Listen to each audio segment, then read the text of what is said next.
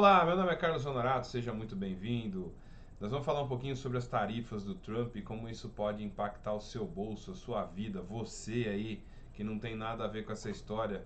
O que tem a ver essas tarifas com o Brasil? Bom, vocês viram aí que no dia 9 de julho, o presidente dos Estados Unidos, Donald Trump, aquele que já foi presidente, aquele que já foi apresentador de programa de auditório, aquele que já foi tema de jogo, aquele que já fez tudo quanto é lambança aí dentro da economia e dos negócios e hoje é presidente dos Estados Unidos, colocou aí algumas tarifas contra o Brasil, né? Ele levou as tarifas para o Brasil na faixa de 50% de tarifas. 50% é um custo adicional que qualquer pessoa, qualquer empresa, qualquer negócio que queira mandar, queira exportar um produto para os Estados Unidos, vai ter que pagar. E quando a gente fala de tarifas, né, em geral, na economia tradicional, as tarifas elas são feitas para fazer com que você proteja de alguma forma o seu mercado, né? Quer dizer, você coloca algumas tarifas com o intuito de receber um valor, isso é bom para o equilíbrio fiscal, para as contas do governo, né? Mas por outro lado, a tarifa também procura dar um suporte, ele evitar que o país seja invadido de concorrência, de produtos que são concorrentes, né? E desde os anos 90, vamos dizer, do século passado, né, de 1990, a gente tem um processo aí de uma tentativa via organismos internacionais de fazer com que essas tarifas sejam melhores, né? Sejam mais baixas, sejam tarifas que efetivamente tenham aí uma equalização para tornar o comércio mais justo, no sentido de que países que têm menos produção, têm mais dificuldade de produção, né, também paguem menos tarifas, porque a tarifa, bem ou mal, acaba penalizando todo mundo. Com a entrada do Donald Trump nesse segundo mandato especificamente, ele jogou toda essa lógica para o buraco, né? A ideia dele é usar as tarifas para proteger o mercado americano, o que até uma certa medida seria justo se ele não criasse aí uma guerra comercial, né? Então já tem 2, 3 meses aí que ele aumenta as tarifas, tem aumentado muito, tem aumentado para países diferentes, de formas diferentes, com critérios diferentes, né? O Brasil na primeira leva de tarifas ficou na faixa dos 10%, mas agora, em julho, a gente teve um aumento das tarifas aí geral, é uma tarifa flat, né, padrão para todo mundo na faixa de 50%.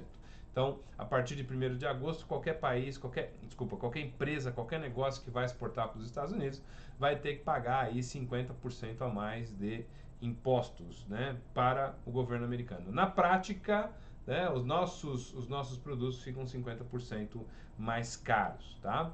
A gente é um grande exportador, né? Em geral, a gente é um grande exportador de commodities, a gente é um grande exportador quando a gente fala commodities, são produtos mais simples, são produtos com menor processamento, mas no caso dos Estados Unidos a gente vende muito minério de ferro, suco de laranja processado e aviões, especificamente aviões da Embraer, que são um produto de alto valor agregado, né, que tem um grande valor para o país e não deixa de ser um produto excelente para o mercado norte-americano, porque é um produto bom, né? É um produto competitivo. A gente fala que o produto é competitivo quando ele está lidando aí no mercado internacional, brigando de igual para igual com o outro. Nessa perspectiva, então, a tendência é que a gente tenha maior dificuldade de exportar os produtos, né? Com isso, você pode ter um impacto aí dentro da nossa balança comercial, quer dizer, você vai exportar menos, vai acabar proporcionalmente importando mais, né? E aí tem um componente também de que se o governo brasileiro decidir fazer uma reciprocidade, quer dizer, colocar a mesma tarifa em cima dos produtos importados pelos Estados Unidos, se bobear, a gente ainda pode ser mais prejudicado, porque a gente é um grande importador de produtos dos Estados Unidos, especialmente produtos com valor agregado, máquinas e equipamentos, não é?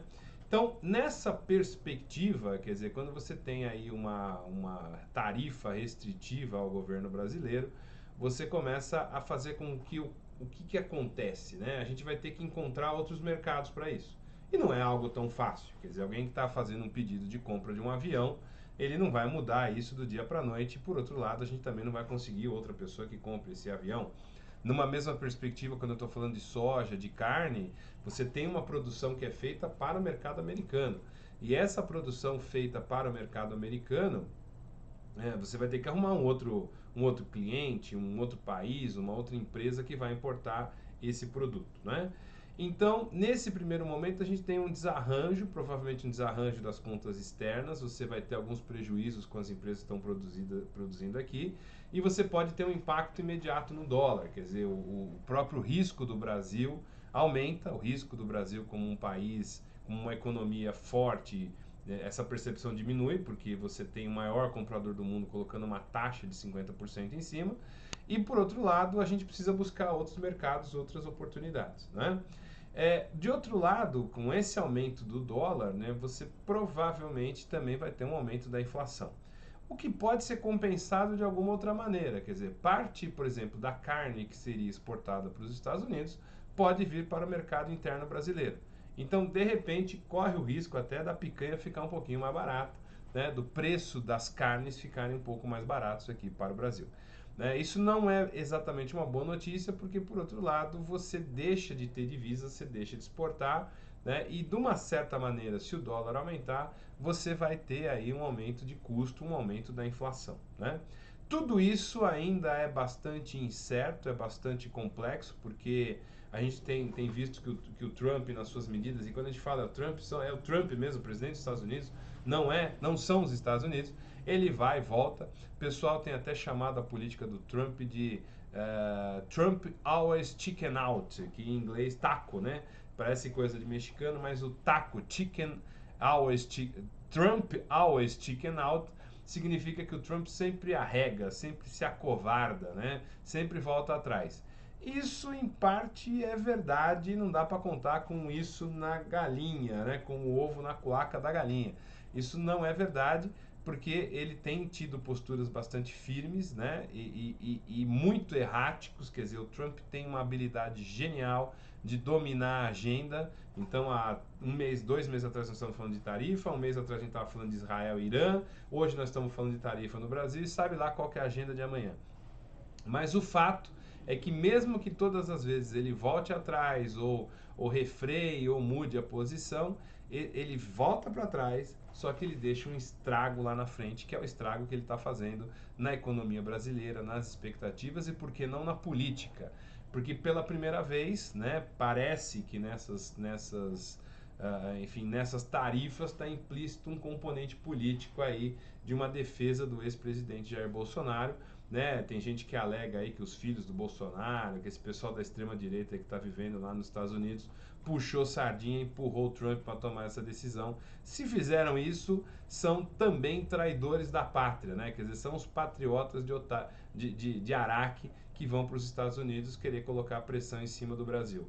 O que as pessoas sérias, as empresas, né, quem produz e quem é afetado por isso tem que ter aqui no país é um olhar cauteloso, né, um olhar estratégico, ter calma, como eu disse numa entrevista da Globo News, não reagir com o fígado e ter uma postura bastante, eu diria, firme, né, estratégica, atenta, observada, né, para não correr o risco de perder mais dinheiro do que pode perder numa situação como essa. Eu sou o Carlos Honorato e é um grande prazer estar com vocês aí. Até a próxima.